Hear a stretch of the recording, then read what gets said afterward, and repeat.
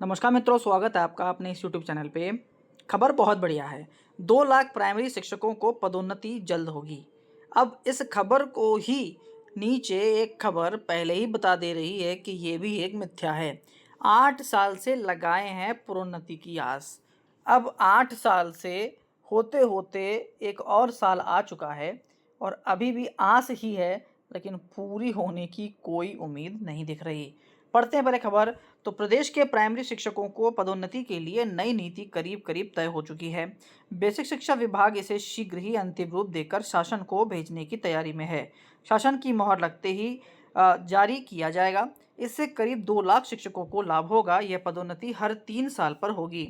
नई नीति में प्राइमरी में पदोन्नति पाने वाले शिक्षक उसी स्कूल में प्रधानाध्यापक भी बन सकेंगे जहां वे तैनात थे। अभी सहायक अध्यापक पद से पदोन्नति के बाद उच्च प्राइमरी में सहायक अध्यापक या दूसरे प्राइमरी स्कूल में प्रधानाध्यापक के पद पर प्रोन्नति होने का प्रावधान है।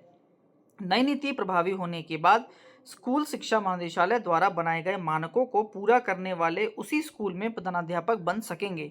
शिक्षकों की पदोन्नति भी हर 3 साल पर होगी। अभी शिक्षकों को 5 साल के बाद प्रोन्नति मिलती है। हालांकि वर्ष 2016 के बाद से विभाग में शिक्षकों की कोई पदोन्नति नहीं हुई है। 3 साल पर पदोन्नति की नीति 2015 से पूर्व भी रही है, जिसे बाद में सरकार ने 5 साल में तब्दील कर दिया था। तो अब ये देख लीजिए कि जब नीति थी तो भी कोई कार्य नहीं हुआ।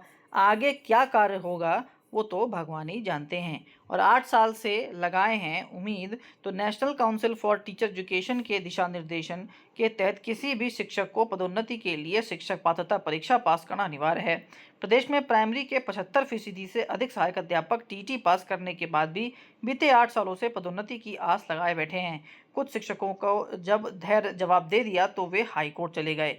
हाईकोर्ट ने जब जवाब तलब किया तो आनन फानन में जिलों से जानकारियां मंगाई जाने लगी। हाईकोर्ट को बताया गया कि जिलों से सूचनाएं एकत्र की जा रही हैं। जल्द ही इस बारे में कोर्ट को अवगत करा दिया जाएगा। अब लब्बो लबाब सिर्फ इतना ही है। नीति पहले भी थी, नीति आज भी है।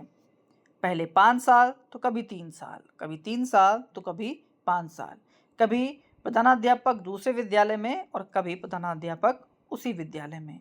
इन सभी चीज़ों के बीच में बात सिर्फ एक निकल के आती है। नीति कोई भी हो, किसी भी सरकार की हो और कैसी भी हो, क्या उस नीति पर कार्य हो रहा है? यदि 8 साल से प्रमोशन नहीं हुए हैं तो ये सबसे बड़ा सवाल खड़ा करता है कि किसी भी प्रकार की नीति थी, उस नीति पर कार्य क्यों नहीं किया गया? और अगर कोई नए नियम और नई नीति बनाए जाते हैं तो क्या वाकई इस पे कार्य होगा, या फिर केवल दिखावा के रूप में एक और नया कागज सामने आ जाएगा और जिस पर कार्य नहीं होगा? अगर आप इतने ही एक्टिव नई नीति को बनाने में और कहने में हैं कि हम इस पे कार्य करेंगे, तो पुरानी नीति में क्या समस्याएं थीं? यहाँ तो केवल 8 साल दिया है। कुछ-कुछ जिलों में तो 10-10, 12-12 साल हो चुके हैं जहाँ पर लोगों को प्रमोशन नहीं मिल रहा है। आप शिक्षकों से बेहतर कार्य करवाना चाहते हैं, लेकिन शिक्षकों को बेहतर सुविधाएं देना नहीं चाहते। आप ये चाहते हैं कि शिक्षक जी जान लगा के पढ़ाए, लेकिन आप ये नहीं चाहते कि शिक्षक को जी जान लगाने के बाद कुछ सुविधाएं दी जाएं। आप ये चाहते हैं कि दूर दराज का स्कूल भी है और अगर अध्यापक सही समय पर पहुंचे, लेकिन आप उसको सही समय पर पहुंचाने के लिए सही सुविधाएं देने के लिए तैयार नहीं हैं। अगर आप इनपुट नहीं देंगे तो आपको आउटपुट कहाँ से मिलेगा?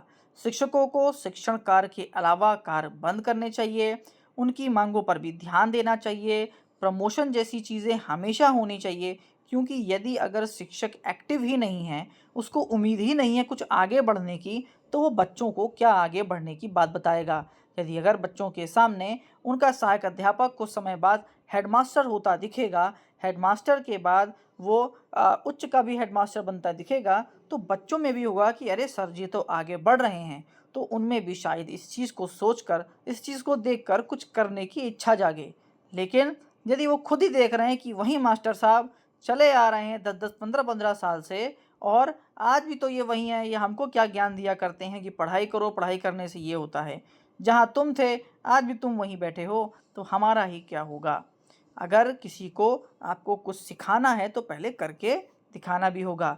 शिक्षकों के मन को खुश रखना चाहिए ताकि विद्यालय जाते समय वो फुल ऑन फ्रेश होकर बच्चों को पढ़ाएं, उनको अपना इनपुट दें ताकि बच्चे उनको आउटपुट दें। लेकिन शिक्षक जाते ही मोबाइल खोलकर सिर्फ आपके आदेशों के जवाब देने में लगे रहते हैं और पढ़ाई जाती है साइड में। तो देखते हैं नई बनने वाली नीति कब तक फाइनल होती है, साइन होके कब तक सामने आती है, और सबसे बड़ी बात, क्या वो लागू भी होती है, और होती है तो कितनी बार। जो भी होगा, जैसा भी होगा, वो देखने के लिए मिलेगा। तो चैनल को सब्सक्राइब कर लीजिए, मित्रों तक वीडियो शेयर किया करिए और लाइक करके ज़रूर जाया करिए, और कुछ अगर दिल में आए तो कमेंट भी किया करिए। लास्ट तक वीडियो देखिए, उसके लिए बहुत बहुत धन्यवाद। आपको दिन शुभ हो।